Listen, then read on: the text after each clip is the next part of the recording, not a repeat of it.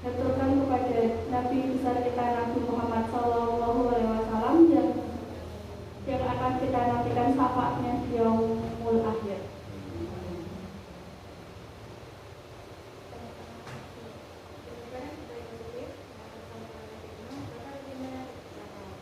Hari ini kita akan memaparkan budaya positif, menyebarkan pemahaman dan pengalaman penerapan budaya positif yang akan dipaparkan oleh Ibu Lina Dwi Untari. Kepada Ibu Lina Dwi Untari kami persilahkan.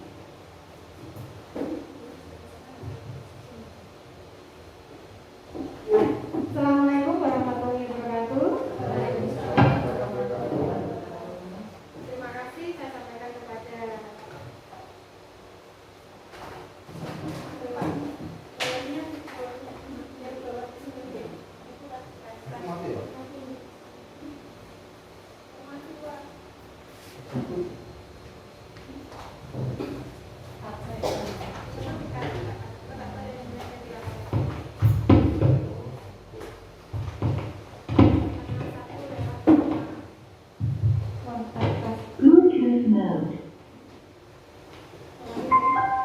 Assalamualaikum warahmatullahi wabarakatuh. Saya ucapkan terima kasih kepada segenap Bapak Ibu guru yang telah meluangkan waktunya untuk kegiatan saya hari ini. Ini adalah sebagai aplikasi atau pengaplikasian dari saya mengikuti program guru penggerak, di mana hari ini saya akan memaparkan tentang budaya positif, tentang menyebarkan pemahaman dan pengalaman penerapan budaya positif. Bapak Ibu yang saya hormati, tentang budaya positif, sebelumnya saya mengucapkan selamat datang kepada para guru hebat. Mari belajar bersama, berkolaborasi, saling mendukung dan mewujudkan disiplin positif di sekolah kita tercinta ini, yaitu di SD Negeri 3 Grandul. Bapak Ibu guru hebat, konsep utama modul budaya positif yang saya pelajari adalah yang pertama tentang perubahan paradigma belajar, yaitu tentang disiplin positif, kebutuhan dasar manusia, motivasi perilaku manusia, segitiga restitusi, keyakinan kelas, serta posisi kontrol restitusi. Di sini di program guru penggerak kami mempelajari tentang pembelajaran dengan paradigma baru, di mana pembelajaran dengan paradigma baru dirancang berdasarkan prinsip pembelajaran yang berdiferensiasi, sehingga setiap siswa belajar sesuai dengan kebutuhan dari tahap perkembangannya untuk mewujudkan profil pelajar Pancasila. Tentunya di kelas-kelas Bapak Ibu sudah tidak hanya dinyanyikan, tapi sudah beberapa diterapkan tentang profil pelajar Pancasila. Mungkin sebagai penyemangat kita di siang hari ini bisa menyanyikan tentang pelajar Pancasila. Bagaimana Bapak Ibu?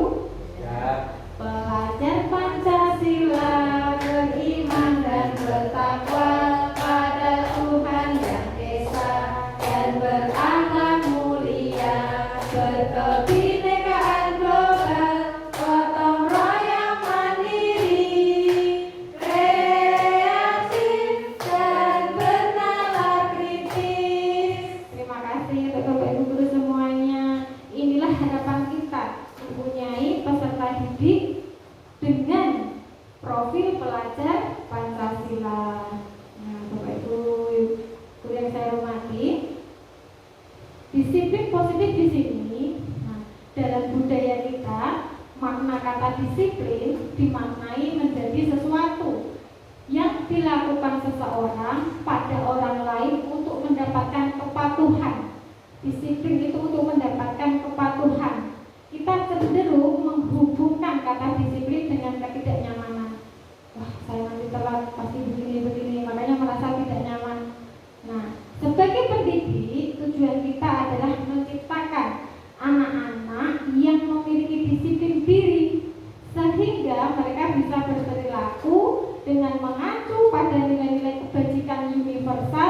dan memiliki motivasi intrinsik bukan ekstrinsik. Jadi itu berasal dari dalam hati, kesadaran. Jadi mereka melakukan segala sesuatu itu dengan kesadaran, bukan karena saya takut atau bagaimana. Tujuannya itu seperti itu. Jika mereka sadar akan menjalankan dengan senang hati. Nah, disiplin positif di sini merupakan salah satu cara penerapan disiplin yang bertujuan untuk menumbuhkan kesadaran serta memberdayakan anak untuk melakukan sesuatu tanpa sogokan, ancaman maupun hukuman. Kamu tidak pakai sepatu, nanti didenda. Nah, seperti itu kan anak merasa takut. Nah, di sini anak itu supaya melakukan segala sesuatu itu dengan kesadaran. Makanya ini namanya disiplin positif, mendisiplinkan kesadaran, tapi tidak ada rasa ini hukuman atau ancaman. Seperti itu Bapak Ibu. Nah, setiap manusia pasti mempunyai kebutuhan. Nah, kebutuhan dasar manusia itu digolongkan menjadi 5. Bertahan hidup, kasih sayang dan rasa diterima, penguasaan, kebebasan, dan kesenangan. Kita bekerja itu salah satunya untuk bertahan hidup. Kita kadang ingin merasa, kadang healing-healing, itu kita ingin kebebasan, kita perlu merefresh, kita perlu kesenangan, kita juga perlu kasih sayang. Ini adalah kebutuhan dasar manusia. Begitupun anak-anak. Anak-anak di sekolah, mereka membutuhkan kesenangan, kebebasan, penguasaan, kasih sayang, dan rasa diterima dengan tidak membeda-bedakan mereka, juga bertahan hidup. Nah, ini kebutuhan dasar manusia. Motivasi perilaku manusia.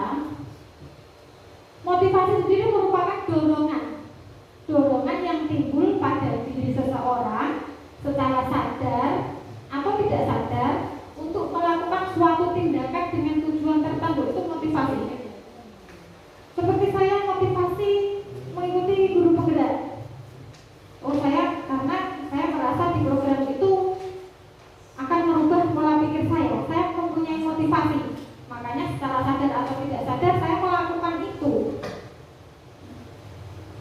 Tujuannya, motivasi perilaku manusia itu menghindari ketidaknyamanan dan hukuman. Jadi murid melakukan disiplin diri karena ia takut dihukum. Ini merupakan motivasi ekstrinsik dari luar, tidak dalam diri si anak intrinsik. Makanya kenapa pentingnya keyakinan kelas yang nanti selanjutnya akan kita bahas. Menghargai nilai-nilai kebajikan diri sendiri. Murid melakukan disiplin diri karena sadar akan nilai kebajikan dirinya. Ini merupakan motivasi intrinsik.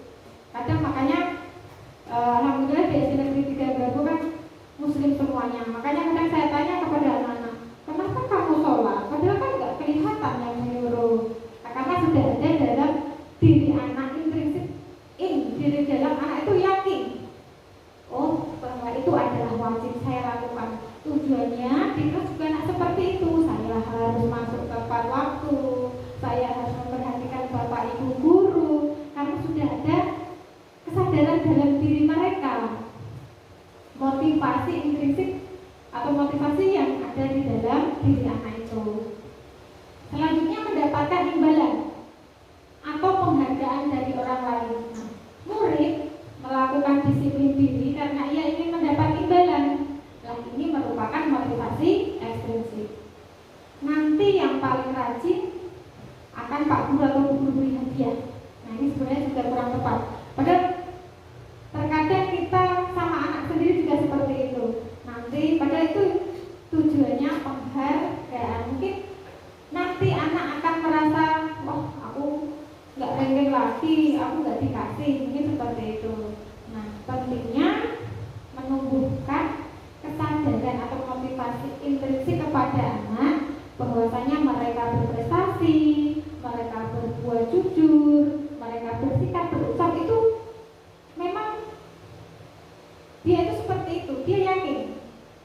bahwa saya tuh memang harus berbuat baik, bahwa manusia memang harus seperti ini. Nah, itu tugas kita bersama untuk menumbuhkan motivasi intrinsik ke dalam diri anak. Konsep disiplin dengan identitas gagal. Apa sih konsep disiplin dengan identitas gagal? Padahal kita tujuannya kadang sudah baik. Yang tidak berangkat atau yang 3 kali tidak berangkat sekolah berdiri di depan, atau yang tidak mengerjakan PR berdiri di depan. Tujuannya memang mendisiplinkan. Nah, ternyata itu bisa bersifat hukuman atau merasa anak bersalah. Nah, kita akan ulas satu persatu. Yang dimaksud hukuman itu apa saja sih? Nah, hukuman itu menyakitkan, membuat anak tidak nyaman, murid juga takut, dan itu memaksa anak berbuat dengan sebenarnya dia tidak mau. Terus murid menyembunyikan kesalahan karena sudah takut dengan gurunya, dia tidak berani jujur. Karena biasanya jujur ngaku kok acuh, biasanya seperti itu. Makanya anak menyembunyikan kesalahan dan menjadi rendah diri karena hukuman ini. Makanya pentingnya kita menghindari hukuman dengan meyakinkan anak. Motivasi intrinsik tadi memang sangat tidak mudah dan itu perlu waktu, dan kita perlu kerjasama dengan orang tua. Karena terkadang kita sudah berusaha, ternyata di rumah kebiasaan atau yang didengar atau bahkan lingkungannya seperti itu. Tapi kita sebagai pendidik harus tetap semangat. Nah, jadi masuk penghargaan itu apa? Dengan penghargaan, anak itu tidak efektif, merusak hubungan iri. Dulu kayak dikasih guru itu aku enggak, padahal aku juga bisa jawab. Misalkan, oh siapa yang bisa menjawab nanti guru kasih hadiah, padahal bisa jawab 5, hadiahnya cuma 2 misalnya. Jadi aku nggak mau jawab lagi, nanti juga nggak dapat hadiah misalnya. Terus mematikan kreativitas. Aku sudah nggak mau berusaha lagi, misalnya. Mematikan kreativitas. Terus menghukum dengan sistem ranking. Sebenarnya ini juga bagaimana ya? Ranking, padahal terkadang kita punya pemikiran jika anak diberi ranking itu sebagai motivasi. Wah, anak rajin belajar karena dapat ranking. Tapi kadang dengan ranking itu anak hanya berpacu, saya harus pinter aja gitu. Terus merampas hak menghargai dirinya. Aku coba belajar karena mungkin yang dikejar hanya ranking tadi. Padahal harus berjalan sejalan antara karakternya, tidak hanya pedagogiknya, kognitifnya gitu. Nah, ini tentang hukuman dan penghargaan. Ini konsep disiplin dengan identitas yang sukses. Jadi tidak hukuman, tapi konsekuensi. Kalau tadi hukuman, di sini kita menyebutnya konsekuensi. Kalau konsekuensi itu penguatan jangka pendek dan perlu monitoring berkelanjutan, ada stimulus dan responnya. Terus murid menghormati peraturan. Di sini juga kehilangan waktu untuk merenungi kesalahan. Ini konsekuensi. Kemudian jika yang restitusi, bedanya konsekuensi dengan restitusi. Restitusi itu murid bertanggung jawab atas perilakunya. Fokus pada pemecahan masalah jangka panjang. Murid menghormati dirinya dan orang lain. Terus ada teori kontrol, dirinya itu yang memegang kontrol, dan murid bersemangat memperbaiki kesalahan. Jadi pentingnya restitusi. Restitusi itu, misalkan ada anak yang bersalah, kita tidak langsung mengajar, kamu toh yang bersalah toh, misalnya. Jadi mungkin kita bisa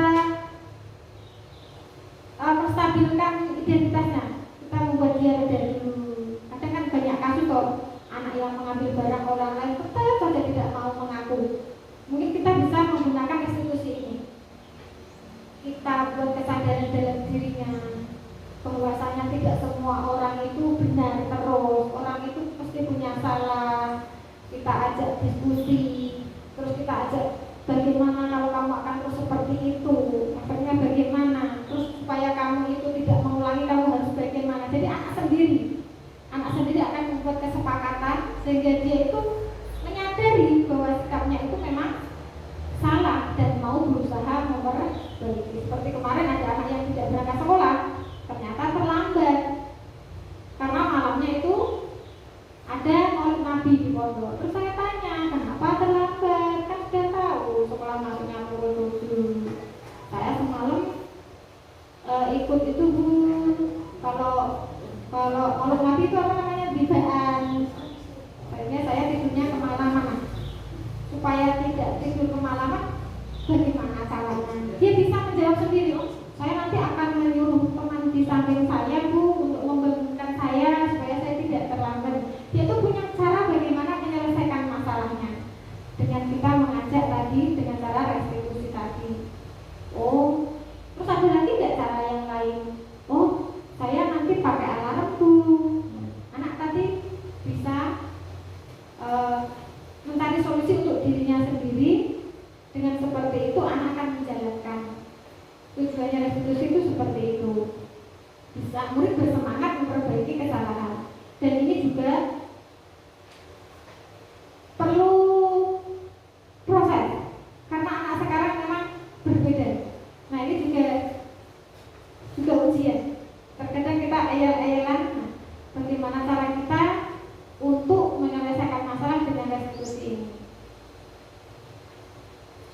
Nah, konsep disiplin dengan pendekatan restitusi, nah itu restitusi itu cara menanamkan disiplin positif pada anak, itu namanya pendekatan restitusi. Nah, pengertian restitusi sendiri adalah proses menciptakan kondisi bagi murid untuk memperbaiki kesalahan mereka. Jadi mereka itu mau memperbaiki kesalahan mereka sehingga mereka bisa kembali pada kelompok mereka dengan karakter yang lebih kuat, tidak hukuman tadi, tidak merasa bersalah tadi, dengan cara restitusi. Ciri-ciri restitusi itu yang bagaimana? Ciri-ciri restitusi itu bukan menebus kesalahan, namun belajar dari kesalahan.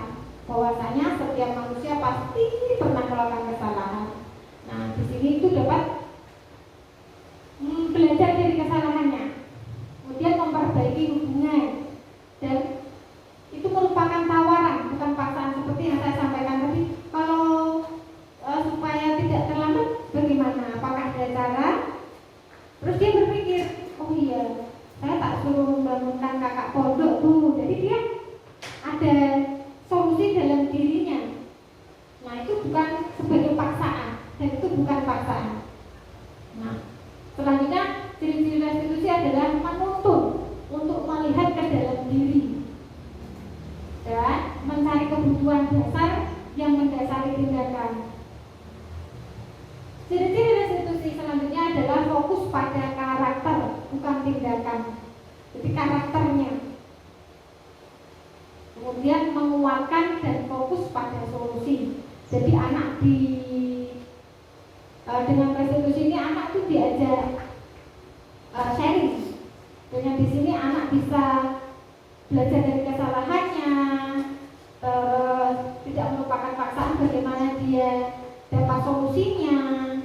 Nah, di sini restitusi itu fokus pada solusi dan bukan kita. Besok kamu supaya tidak terlambat, kamu setel alarm ya, atau suruh bangunkan kakak pondok misalnya.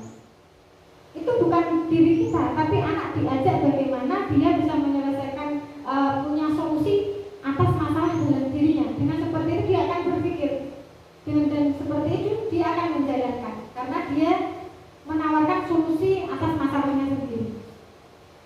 Pendekatan restitusi kurang lebihnya seperti itu. Nah, perbedaan contoh kasusnya, siswa sering tidak mengerjakan PR.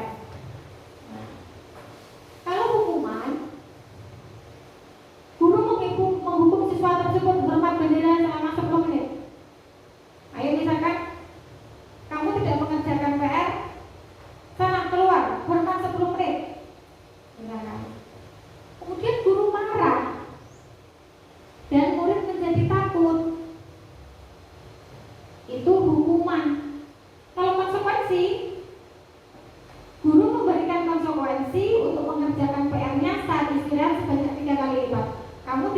mengerjakan PR, kerjakan 3 kali lipat ya. Dan guru tegas, dan kita juga menghormati peraturan. Ini namanya konsekuensi. Nah, di guru penggerak ini kita diajarkan bagaimana tentang restitusi. Jadi menghindari hukuman juga konsekuensi yang namanya restitusi. Di sini guru itu menanyakan keyakinan kelas dan membantu siswa menyelesaikan masalahnya. Mungkin ditanya dulu, kenapa kamu kok tidak mengerjakan PR? Saya lupa Bu. Kenapa kok lupa? Makanya pentingnya diajarkan keyakinan kelas sejak awal. Harus mengerjakan PR kan? Dan keyakinan kelas itu tidak lebih dari 7, maksimal itu 7, seperti Pancasila 5. Dalam sila-sila itu kan diurai, tapi anak hafal. Oh, kalau kamu tidak sholat, berarti kamu itu sila pertama, misalkan kamu tidak sayang dengan teman dan lainnya, itu kan masuk ke dalam sila-sila itu. Dan tujuannya keyakinan kelas juga seperti itu, menyadarkan keyakinan. Nah, sekali lagi ini mesti memang sulit karena eranya berbeda dengan zaman dulu, kepatuhannya memang berbeda. Ini juga kita juga perlu tenaga dan juga usaha yang berbeda pula, energi yang berbeda pula untuk restitusi dengan anak-anak kita di kelas masing-masing ini. Nah, kita tanya dulu tadi, kenapa tidak mengerjakan PR? Ada yang menjawab lupa, ada yang menjawab saya tidak membawa buku atau dan lainnya. Kita tanyakan, sikap yang seperti itu apakah menurutmu sudah benar? Padahal kita sudah, terus apakah kamu yang kamu lakukan itu melanggar keyakinan kelas kita atau tidak? Terus kamu harus bagaimana supaya kamu tidak lupa, supaya kamu tetap mengerjakan PR? Dengan seperti itu mungkin pertama, kedua, mungkin gagal, masih lupa lagi, masih apa lagi? Kita tekankan keyakinan kelas yang sudah dibentuk di dalam kelas. Oh, nanti anak akan ingat seperti kejadian kelas 2 kemarin yang susah sekali membawa topi dasi. Ternyata setelah dilakukan pendekatan tadi saya lihat juga sudah membawa. Jadi pentingnya kita tidak langsung mengejas anak sehingga anak merasa bersalah tadi. Pentingnya restitusi dalam setiap masalah. Nah, selanjutnya itu guru terbuka dan siswa menghormati dirinya dan orang lain. Jadi menghormati itu memang karena hormat, rasa sayang dalam diri anak, tidak karena rasa takut atau rasa apa. Itu pentingnya restitusi. Nah, 5 posisi kontrol restitusi. Tadi di depan sudah saya sampaikan, yaitu sebagai penghukum. Penghukum tadi, kalau tidak mengerjakan PR berdiri di hormat di bendera misalkan. Terus membuat rasa bersalah. Sudah sering kali toh kamu membuat guru kecewa loh. Jadi ingatkan berkali-kali begitu terus. Makanya anak, oh saya sudah merasa sudah menyakiti guru, dia akan merasa bersalah. Terus ada lagi sebagai teman. Merasa sebagai teman, jadi menyampaikannya juga halus seperti temannya sendiri, tapi anak belum mengerjakan kewajibannya karena menganggap sebagai teman tadi, oh nggak apa-apa ya Bu, saya nggak kerjakan. Terus sebagai pemantau, dan yang terakhir sebagai manajer. Nah, ini yang diharapkan guru itu sebagai manajer di dalam kelasnya masing-masing, tidak sebagai penghukum, tidak sebagai pembuat rasa bersalah. Teman, pemantau, manajer. Jadi di manajer ini mencakup semuanya. Mungkin kita bisa halus seperti teman, tapi kita juga menjalankan apa yang menjadi kewajiban mereka sebagai murid. Nah, contoh penerapan 5 posisi kontrol. Kalau penghukum itu patuhi aturan sekolah, lalu berdiri di depan barisan.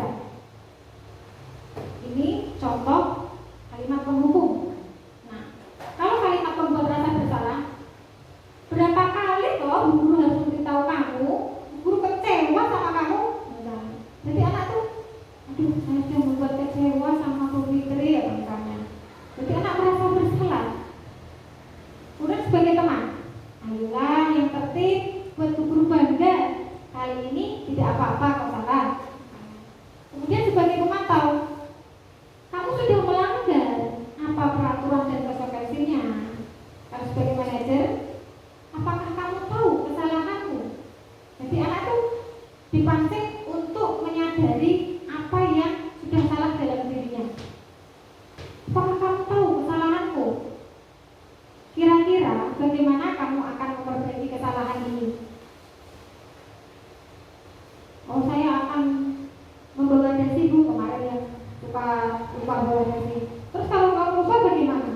Oh, nanti pulang sekolah saya langsung akan memasukkan ke dalam tas dulu. Jadi anak itu tahu kesalahannya dan tahu bagaimana memperbaikinya. Apakah kamu tahu kesalahanmu? Jadi kita tidak langsung ngejudge, kadang kita langsung marah. Misalnya si kamu tadi begini, kamu tidak Bu, artinya geger. Makanya kita tanya dulu, apakah kamu tahu kesalahanmu?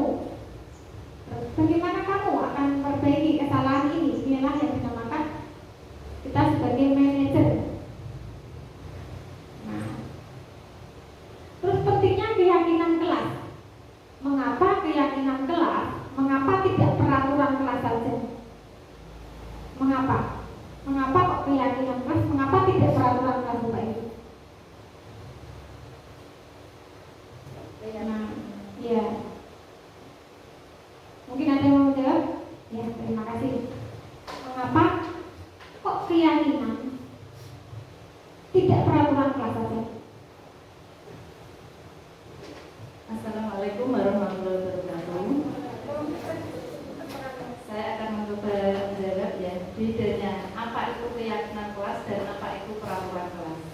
Menurut saya, keyakinan kelas itu disepakati bersama, dibuat bersama di antara guru dan murid-murid. Jadi murid-murid tahu keyakinan kelas yang akan didapatkan. Tapi kalau peraturan itu sepihak, yang membuat tidak dua pihak ya. Misalkan guru yang membuat peraturan. Seperti itu. Terima kasih. Assalamualaikum warahmatullahi wabarakatuh. Warahmatullahi wabarakatuh. Terima kasih. Super sekali memang. Kenapa keyakinan kelas? Mengapa tidak peraturan kelas? Kalau peraturan kelas ini tidak boleh melepas sepatu. Itu kita yang membuat, guru yang membuat. Makanya kita pentingnya keyakinan kelas. Makanya sebelum di awal pembelajaran itu, di awal masuk kelas, misalkan kelas 5 baru, kelas 1 itu kita buat keyakinan kelas. Guru bersama murid, nanti kita tuliskan. Coba keyakinan kelas itu, keyakinan kelas kita apa? Disepakati bersama.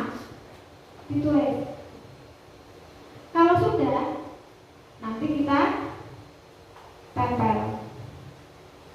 Memiliki keyakinan kelas masing-masing. Jadi mungkin bisa berbeda ya. Nah, keyakinan kelas itu supaya yakin di dalam hati maksimal 7 itu sudah mencakup semuanya. Mungkin saling menghormati, saling menghargai. Itu kan sudah jadi satu. Iya, misalkan jadi satu. Tidak harus ditulis semuanya. Itu sudah mencakup di situ loh. Saling menghormati berarti dia juga menghargai, patuh pada aturan. Kalau buru lewat derek langkau dan lainnya saja menjadi satu saling menghormati. Nah, Bapak Ibu, mengapa kita memiliki peraturan tentang penggunaan helm pada saat mengendarai kendaraan roda 2 atau motor? Mengapa kita memiliki peraturan tentang penggunaan masker dan mencuci tangan setiap saat? Mengapa? Nah, mengapa tadi Bu? Mengapa kita memiliki peraturan tentang penggunaan helm pada saat mengendarai kendaraan roda 2 atau motor? Kenapa kita harus memakai helm? Kita pergi ke luar kota, tidak pakai helm atau tabur misalnya. Coba Demi keselamatan. ya.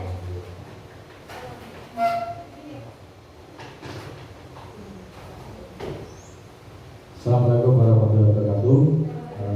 Saya akan menanggapi atau berusaha menjawab tentang pertanyaan mengapa kita harus memiliki peraturan tentang penggunaan helm pada saat mengendarai kendaraan roda 2 atau motor. Mengapa? Nah, di sini kita bisa melihat bahwa berkendara sepeda motor itu berbeda dengan orang berjalan, berbeda dengan orang mengendarai sepeda online. Jadi karena memang resiko resikonya itu lebih besar di saat pada saat kita mengalami kecelakaan atau kita terjatuh. Oleh karena itu kita harus menggunakan helm saat berkendara motor. Tujuannya untuk menyelamatkan diri kita, mengamankan diri kita ketika kita jatuh atau kita mengalami benturan. Jadi kepala kita akan aman dari benturan benda keras yang akan menimpa kita. Jadi kita akan terselamatkan ketika kita menggunakan helm saat berkendara. Berbeda dengan kita tidak menggunakan helm saat berkendara atau menggunakan sepeda motor. Kalau kita tidak menggunakan helm ketika kita jatuh atau kita tabrakan, pasti kita akan mengalami luka yang sangat amat fatal di kepala kita. Demikian yang dapat saya jawab atas pertanyaan tersebut. Terima kasih. Terima kasih untuk Pak Tul atas jawabannya. Di sini saya juga akan menambahkan bahwasanya penggunaan helm itu juga merupakan sebagai wujud ketaatan kita. Karena kan kita ada aturannya. Aturan setiap pengendara motor harus memakai helm. Di samping keselamatan juga wujud kita menaati peraturan tadi. Seperti itu. Mungkin ada masukan yang lain. Kenapa kita harus memakai helm? Apa bisa diwakili Pak Tul jawabannya? Ya. Nah, sebelum kita membuat keyakinan kelas, kita diskusi dulu, merumuskan peraturan yang menjadi keyakinan. Peraturan yang menjadi keyakinan. Kemudian kita tempelkan keyakinan di kelas. Nah, contohnya kita pakai post-it biar anak lebih seru. Anak itu kalau diajarkan sesuatu yang berbeda itu senang sekali. Hal sekecil apapun di luar kebiasaan kita sehari-hari, pasti mereka akan senang sekali. Suruh mereka menulis. Kalau itu kita nanti rangkum, oh ini masuk di sini. Berdoa, menghormati guru, datang tepat waktu, dan lain sebagainya. Anak disuruh menulis. Kemudian nanti kita akan sepakati bersama apa yang menjadi keyakinan kelas. Nah, bagaimana pembentukan keyakinan kelas? Pembentukan keyakinan kelas itu lebih abstrak dari peraturan. Nah, berupaya pernyataan universal. Universal kan ke atas antara tadi hati, perasaan tadi. Karena sudah di hati, biarpun yang seperti yang saya sampaikan tadi seperti orang sholat, Allah itu tidak bisa kita lihat, tapi kita jalankan. Kalau kita belum menjalankan rasanya kok aneh. Nah, itu diharapkan juga seperti itu, berupa pernyataan universal. Nah, dibuat dalam bentuk positif. Jadi keyakinan kelas tidak boleh depannya tidak boleh melepas sepatu, itu kan negatif. Memakai sepatu di dalam kelas Allah, atau kalimat yang depannya tidak atau kalimat yang tidak negatif, menggunakan kalimat yang positif. Depannya kalau tidak itu jangan, karena itu kan negatif. Selanjutnya sedikit saja agar mudah diingat. Jadi cukup berapa tapi anak tuh ingat. Dengan begitu anak akan menjalankan. Oh iya, kalau saya begini berarti saya aku buang sampah. Itu sudah jadi keyakinan. Ada rasa mau buang itu berlawanan dengan hatinya. Oh iya, itu sudah jadi keyakinan. Minggrang-minggring karena sudah di dalam hati tadi sudah menjadi keyakinan. Terus sesuai dengan kondisi kelas dan sekolah agar mudah diterapkan. Jadi mungkin keyakinan kelas di sini dengan kelas yang lain kondisinya berbeda. Ada yang kelasnya mungkin belum bersih, jadi harus sepatunya dipakai terus seperti itu. Jadi nanti dikondisikan, diajak anak membuat keyakinan kelas, ditawarkan, terus disepakati bersama. Sedikit saja, tapi itu diingatkan. Itu kalau dia melanggar kita ingatkan. Apakah kamu sudah menjalankan keyakinan kelas kita? Kalau tidak, terus bagaimana solusinya agar kamu mematuhi keyakinan kelas yang sudah kita buat bersama? Seperti itu tadi.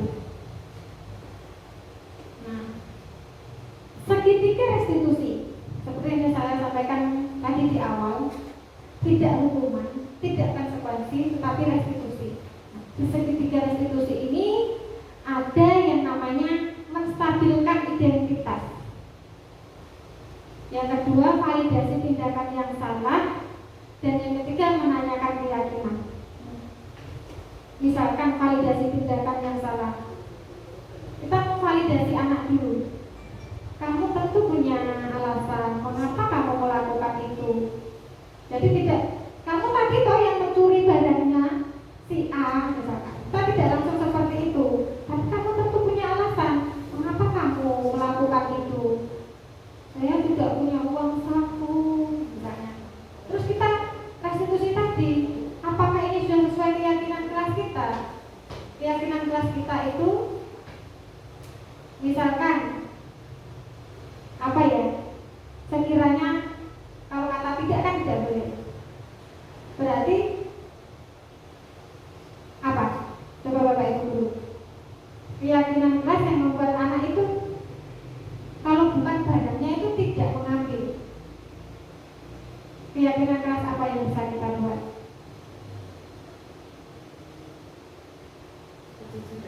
Iya, jujur dalam setiap tindakan.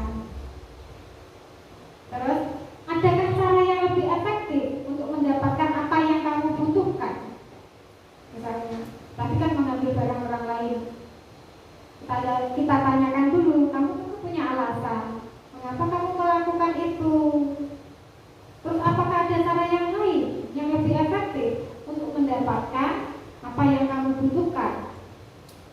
Itu namanya validasi tindakan yang salah. Validasi tindakannya dia itu yang salah, murid itu kan salah. Divalidasi tindakannya yang salah tadi. Kemudian menstabilkan identitas. Validasi tindakan yang salah, terus menanyakan keyakinan. Kita semua memiliki motivasi internal. Terus kita tanyakan lagi, keyakinan kelas yang telah kita sepakati bagaimana? Kalau anak-anak itu sudah yakin, sudah di dalam hati, pasti dia akan merasa bersalah. Terus kamu ingin menjadi orang yang seperti apa? Kita kaji dalam dirinya supaya dia ada solusi dalam dirinya. Terus ketika restitusi, jadi dari menstabilkan identitas, kita buat tenang dulu. Jadi kalau anak itu salah, kita buat tenang dulu, jangan terus takut. Nanti dia tidak bisa menceritakan apa yang dilakukan. Menstabilkan, biar stabil dulu dia, ya udah nggak apa-apa, karena pasti punya salah. Terus kita tanya kenapa kamu melakukan itu, alasannya apa? Terus ada nggak cara lain supaya kamu tidak seperti itu? Ditanya, dia dapat solusi, dia akan menjalankan. Tujuannya restitusi itu seperti itu. Makanya pentingnya keyakinan kelas kita buat dulu. Nah, sekarang contoh penerapan segitiga restitusi. Nah, mungkin dari Bapak dan Ibu Guru bisa memberi contoh penerapan segitiga restitusi. Atau mungkin sudah ada yang mengalami. Nah, nanti kita di sesi diskusi saja ya, tanya jawab. Standar nasional pendidikan. Nah, dalam penerapan program disiplin positif, hendaknya guru memiliki standar kepribadian profesional dan sosial yang baik, di mana guru mampu merefleksi pada posisi kontrolnya saat ini. Bagaimana perjalanan dirinya sebagai seorang among. Guru itu sebagai among, manajer di dalam kelasnya. Nah, yang menuntun murid-murid menjadi insan yang mandiri, merdeka, dan bertanggung jawab. Itu tujuannya. Anak-anak itu bisa mandiri, merdeka, dan bertanggung jawab. Makanya pentingnya kita sebagai guru itu tidak bosan-bosannya. Karena memang seperti itu, anak-anak selesai dinasihati, diulangi lagi, selesai nasihati, diulangi lagi. Namanya juga anak-anak. Dan itu memang tugas kita. Tugas kita sebagai seorang manajer di dalam kelas.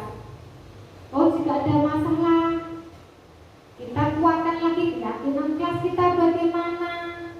Terus supaya kamu tidak seperti itu bagaimana? Tujuannya adalah seperti itu. Terima kasih. Demikian pemaparan saya. Selanjutnya adalah mungkin dari Bapak Ibu guru ada masalah di dalam kelas, kita bahas bersama solusi atau pemecahan masalahnya. Sedangkan yang pastinya guru itu banyak digugu dan ditiru. Makanya kita berusaha sebaik mungkin menjadi teladan. Menjadi kalau Ki Hajar Dewantara itu ing ngarsa sung tulodo, ing madya mangun karsa, tutwuri handayani. Karena anak sekarang itu pinternya luar biasa. Kalau kadang gurunya masalah apa namanya, jejer dan lainnya, anak lebih pintar. Misalnya, kamu tuh yang sopan sama bu guru, kan sopan toleh, bu guru ya ora sopan misalnya. Nah itu seperti itu ya, sudah lebih kritis. Ya. Tujuan kita tuh mengarahkan bagaimana kritis mereka itu kita tuntut. Oh, anak sekarang itu belajarnya berbeda dengan dulu. Kalau dulu zaman saya guru datang saja langsung duduk tek, gitu. Berbeda dengan anak sekarang. Kita sudah berkali-kali, tidak sekali, dua kali, tiga kali, anak aja belum tentu nurut. Makanya pentingnya keyakinan, yakin di dalam diri anak. Pentingnya keyakinan kelas dibentuk dulu. Kalau sudah anak bisa menjalani, dan kuncinya kita tidak bosan, tidak menyerah, karena memang anak itu seperti itu. Tapi kita harus yakin ini adalah sekolah, ini adalah ladang kita.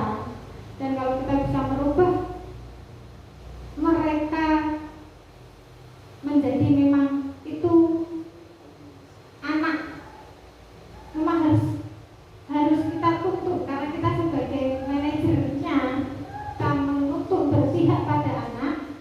Insya Allah kita tidak tahu dari ratusan anak, mungkin kalau kita ambil pagi dikasih umur yang panjang itu sudah ribuan yang sudah kita luluskan, yang bisa menarik kita di surga dari apa yang kita ajarkan kepada mereka. Kan sering kadang, Bu, masih ingat tidak dulu Bu Lina yang menyemangati saya, ya kan? Kita tidak tahu, karena kita memang menjalankan sesuatu, kan memang itu sudah kewajiban saya untuk menyemangati anak, mendidik anak. Nah, makanya kita tidak bosan lagi, dan merupakan yang kewajiban kita sebagai guru mempunyai juga seperti itu. Dan di sini kita belajar bersama bagaimana cara tentang restitusi tadi, tentang kebutuhan anak tadi. Nah, sekarang untuk sesi tanya jawab, mungkin dari Bapak Ibu guru ada pertanyaan atau mungkin ada pengalaman di dalam kelasnya tentang anak-anak, karena anak kita sendiri yang 2-3 aja berbeda karakternya, apalagi anak-anak 30, 32, 28 itu pasti berbeda-beda. Mungkin dari Bapak atau Ibu guru ada punya pengalaman atau mungkin ada yang mau ditanyakan. Silakan Bu Arum. Assalamualaikum warahmatullahi wabarakatuh. Tadi kan tentang segitiga restitusi ya Bu ya. Yeah. Kita tidak boleh menghukum atau memberi konsekuensi. Jadi anak harus mencari sendiri solusinya bagaimana. Misalkan di kelas itu kan sering ya Bu ya, anak tidak mengerjakan PR. Nah, kita sebagai guru yang mungkin belum mengikuti guru penggerak, Bu Lina bisa menularkan ilmunya dari pendidikan guru penggerak kepada kami sebagai selaku dewan guru di sini, supaya kita juga bisa berkolaborasi dengan teman-teman bagaimana kita menegur anak tapi tidak dengan menghukum, dengan sebagai manajer ya, tadi kan ada penghukum, pembuat rasa bersalah, jadi anak nanti kan takut. kita harus memposisikan sebagai manajer itu yang seperti apa supaya teman-teman di sini juga bisa misalkan ada masalah di kelas bisa ada solusinya. Terima kasih. Mohon bimbingannya dari Bu Nina. Ya, terima kasih atas pertanyaannya. Oh, di kelasnya Bu Arum ada anak yang tidak mengerjakan PR. Itu mungkin tidak di kelasnya Bu Arum saja. Kelas 1 sampai kelas 6 mungkin sama. Pasti ada. Menumbuhkan kesadaran anak itu harus bagaimana.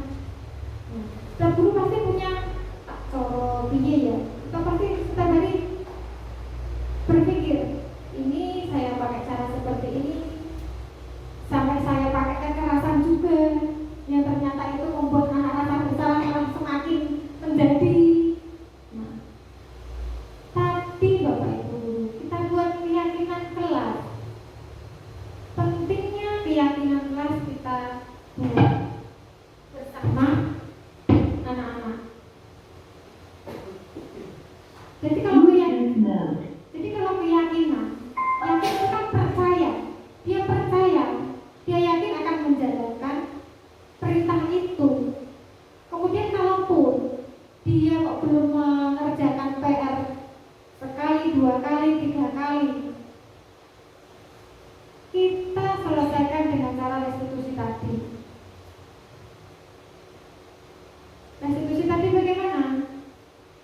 Menstabilkan identitas. Kita tanya, kenapa kok tidak mengerjakan PR? Terus bagaimana supaya kamu tuh mau mengerjakan PR? Terus keyakinan kelas kita bagaimana? Kita kan sudah mensepakati. Berarti apakah kamu tuh termasuk melanggar keyakinan kelas atau tidak? Bagaimana caranya supaya kamu itu melaksanakan keyakinan kelas kita? Makanya di sini pentingnya keyakinan kelas yang jadi pokok saja. Mungkin ditetapkan di kelas masing-masing datang tepat waktu. Memang sulit, sangat sulit mungkin ya. Tapi memang merubah itu tidak semudah membalik telapak tangan. Tapi kita harus yakin.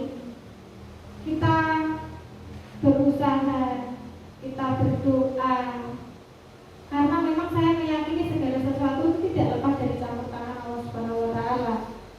Anak itu juga ciptaan Allah Subhanahu wa Ta'ala. Hati itu sekeras apapun bisa dirubah. Nah, anak itu kalau didekati dengan hati yang betul-betul dari hati, pasti akan sampai ke hati.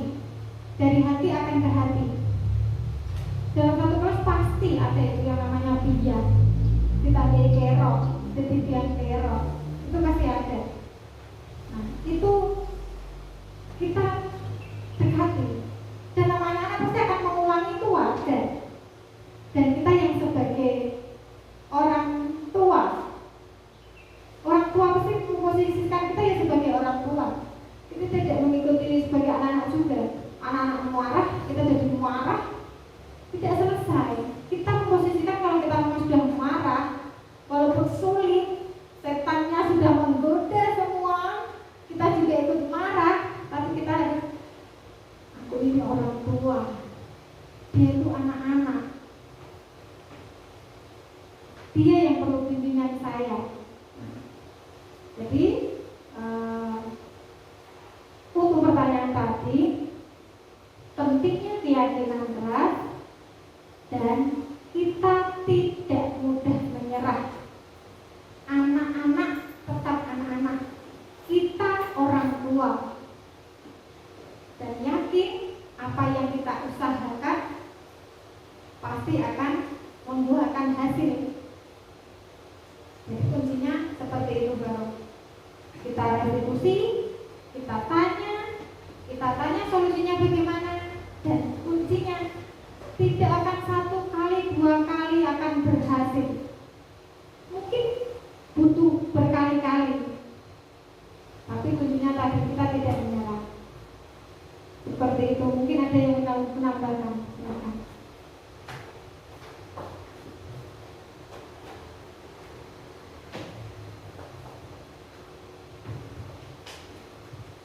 Saya mau menambahkan, yaitu tentang kasus permasalahan di situ mesti terjadi di situ. Dan ini saya alami, tapi saya tidak tahu kalau itu namanya tindakan restitusi. Saya punya namanya murid, banyak yang mengerjakan namanya Pak Is. Dia sering tidak mengerjakan PR. Kenapa? Ternyata maju saya tanya, kenapa kamu sering semuanya mengerjakan PR? Mesti kamu tidak mengerjakan. Itu katanya kamu sering dari kelas bawah. Ternyata ada permasalahan. Kalau pulang sekolah, ngapain berartinya? Saya langsung masuk pulang sekolah, saya langsung bermain di tempat apa itu, pokoknya ada tongkrongan. Oh gitu. Terus itu pulangnya jam berapa? Ada teman-teman ada yang saya pulang jam 2, setelah itu saya makan. Nanti setelah itu saya tongkrong lagi di namanya cangkrik apa-apa. Oh gitu. Ternyata permasalahannya dia sering main. Terus sekarang gini, padahal kamu tidak pernah mengerjakan PR itu menurut bagaimana, salah apa benar? Salah Bu. Nah, terus bagaimana caranya supaya kamu bisa mengerjakan PR? Yang temannya mengerjakan, kamu enggak, mesti enggak mengerjakan. Setiap ada PR dia selalu enggak mengerjakan. Ternyata saya mau tadi mencari tadi masalahnya, terus dia bisa mengerjakan sendiri. Oh nanti saya tak pulang jam sekian Bu. Nanti setelah itu jam 12, jam setengah 1 saya sampai di rumah, makan, terus saya mengerjakan PR dulu, baru saya main, atau nanti saya main dulu. Setelah itu waktu ada pengerjaan PR, nanti saya mengerjakan. Ternyata sampai sekarang, ya enggak pernah menjawab, tapi ya 1-2 kali wajar lah, karena dia sering mesti setiap bulan dia tidak mengerjakan. Tapi sekarang dia sudah bisa memecahkan masalah dan dia mengerjakan PR. Tapi ada masalah anak-anak yang lain lagi. Tadi yang satu katanya dia sering tadi tongkrong main dengan teman-teman yang besar. Ada lagi yang namanya Iqbal.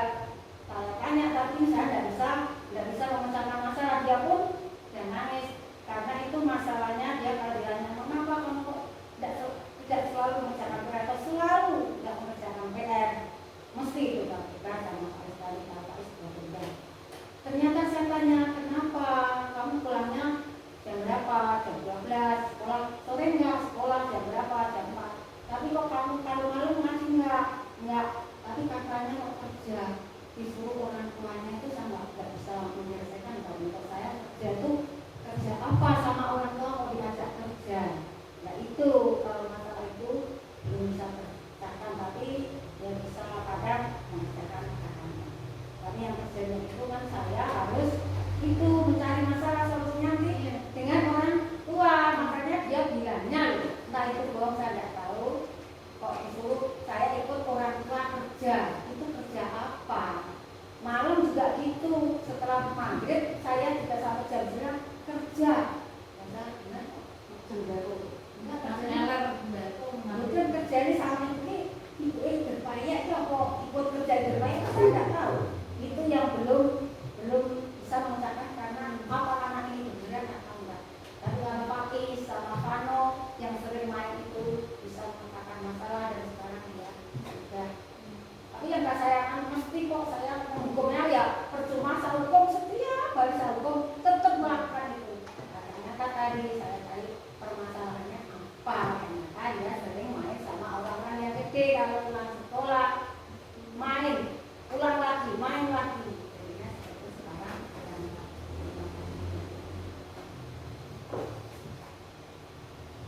Terima kasih untuk Bu Yelu selaku guru punya masalah. Tapi alhamdulillah beberapa masalah sudah teratasi. Karena sebenarnya dia tidak sadar bahwa sebenarnya itu sudah restitusi, bukan menghukum. Karena katanya kalau menghukum sudah bosan, mengulangi lagi. Makanya dengan cara restitusi, anak ditanya kenapa, terus bagaimana supaya kamu bisa mengerjakan PR. Itu masih punya PR 1 yang tadi diajak kerja dulu. Ini bisa ditanyakan lagi ulang, direstitusi lagi. Ini anak jujur apa tidak? Kalau memang iya berarti butuh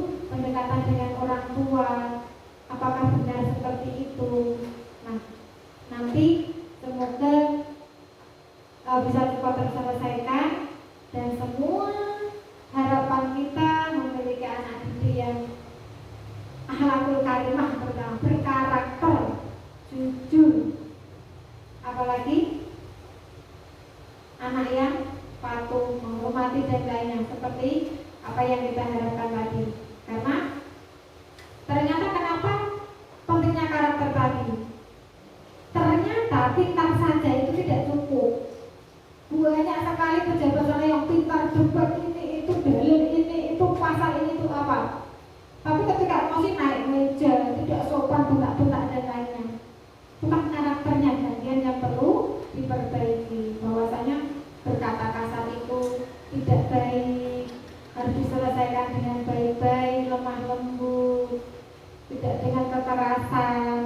Begitupun di dalam kelas tidak langsung di kadang wajan-wajannya wadu-wadulan langsung emosi kan seperti itu. Makanya pentingnya keyakinan kelas, saling menghormati sesama teman. Kita kan sudah membuat keyakinan, kita harus saling menghormati, saling menghargai teman. Apakah kamu sudah melaksanakan keyakinan kelas kita?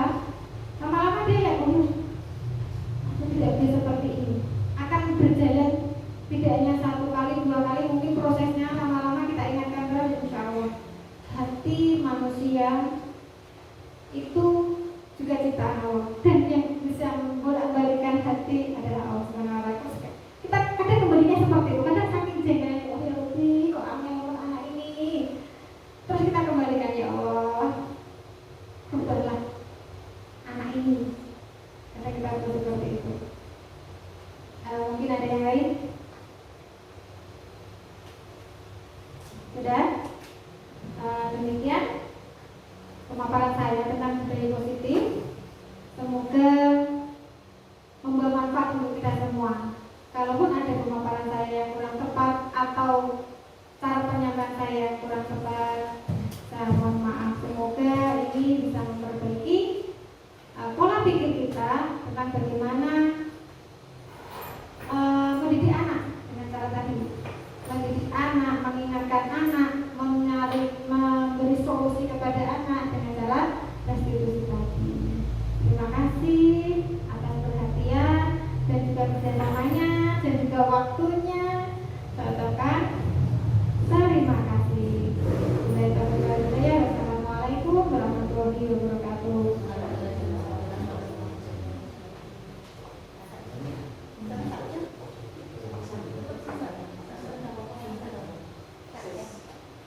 Demikian pemaparan budaya positif dari Ibu Lina Diuntari. Semoga pemaparan dari Ibu Lina dapat kita manfaatkan, dapat kita aplikasikan dalam kelas kita masing-masing. Akhir kata, wassalamualaikum warahmatullahi wabarakatuh.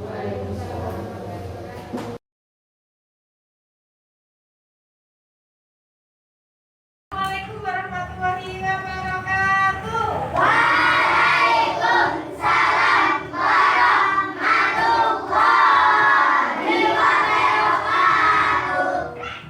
Anak-anakku yang pintar, soleh-solehah. Nah, hari ini kita akan membuat keyakinan kelas. Kamu tuh ingin bagaimana? Ingin kelas kita bagaimana? Ingin sekolah kita bagaimana? Apa yang kamu harapkan? Keyakinan yakin itu apa yakin? Yakin itu apa? Yakin itu percaya. Kepercayaan itu yang akan kita laksanakan. Sama-sama melaksanakan. Apa yang kamu yakini? Keyakinan kelas apa yang akan kita laksanakan? Kamu ingin seperti apa? Nah, nanti kamu tuliskan di dalam post-it. Nanti akan dibagi Bu Lina. Jadi nanti kalian akan Bu Lina bagi post-it satu persatu. Kemudian nanti akan kalian tempelkan di depan. Bisa dipahami?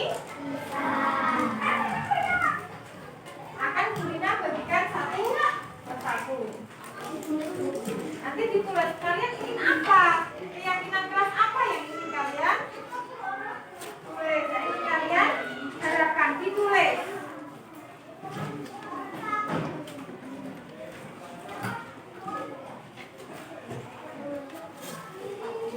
Ditulis, terus nanti ditempel.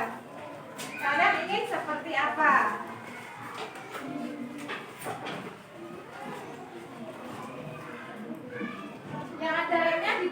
ya. Nanti buat lempar. Iya ya, dalamnya bisa ya. Ini sudah Bulina, langsung aja ditulis. Tulis 1 atau 2 boleh.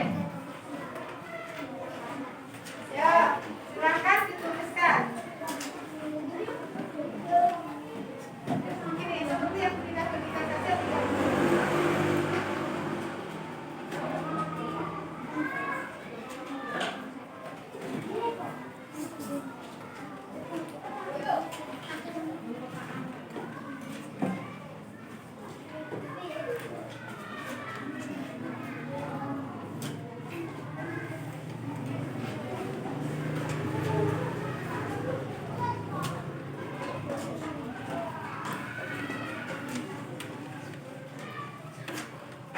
Makanya ditulis sendiri. Ayo. Apa yang kalian harapkan? Silakan dituliskan di situ. Pakai pulpen. Di kelas. Iya, apa yang kamu harapkan?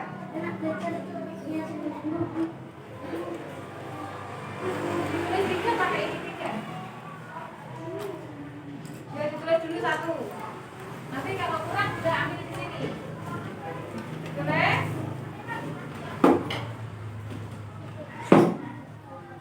Ya, yang sudah nanti bisa ditempel. Kalian tuliskan kalian ingin apa? Ingin kelas seperti apa? Nanti itu menjadi keyakinan kelas kita. Ya. Yang sudah boleh ditempel yang sudah. Yang ditulis sendiri apa yang kamu inginkan, apa yang kamu harapkan. 1 saja. Kalau lebih dari 1 ambil lagi. Ya. Siapa yang kurang? Ditulis dulu. Ditempel dulu baru ambil. Tidak apa-apa. Ya, yang sudah boleh ditempel. Ya, silakan. Ditempel yang di sebelah sini. Ya, tempel. Iya. Ya. Ya, tempel juga tempelnya. Ya.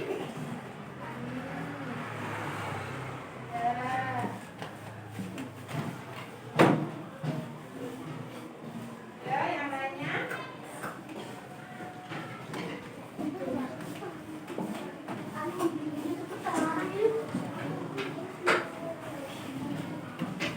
Tidak. Kan kosong.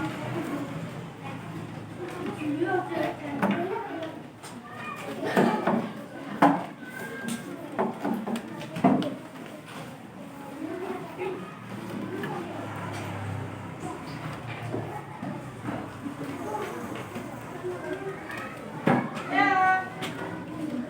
Tempel.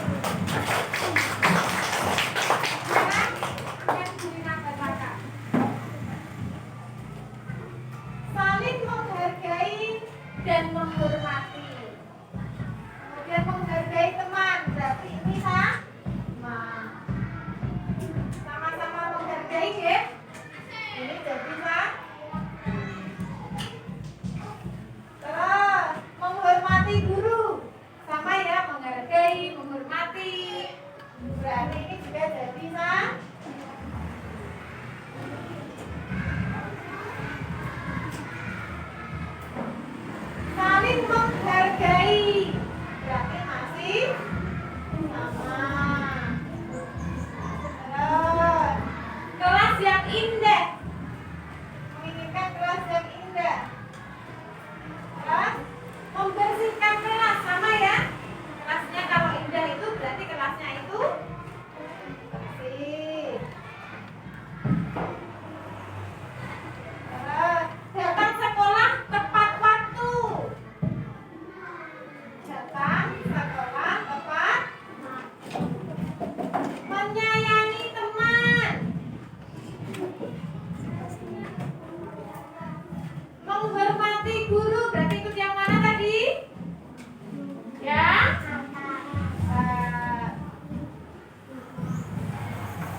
Menghormati guru.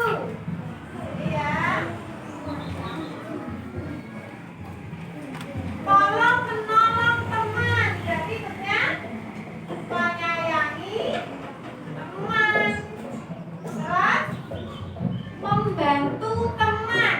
Berarti juga tolong menolong teman.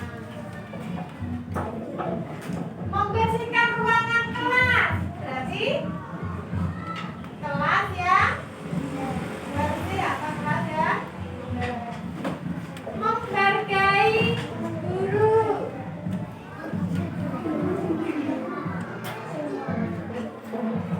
Menghormati guru.